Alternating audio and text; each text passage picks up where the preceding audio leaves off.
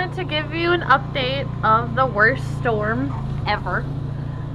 Just lots and lots of snow, sleet, freezing rain, freezing snow, thunder snow, whatever the hell that means. And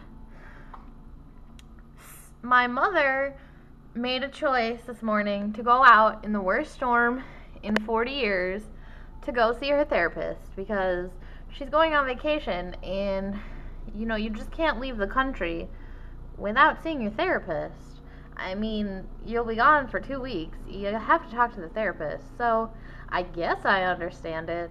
So that's where she is, stuck in traffic with a windshield wiper broken. And here we are, stuck under these flurries of snow.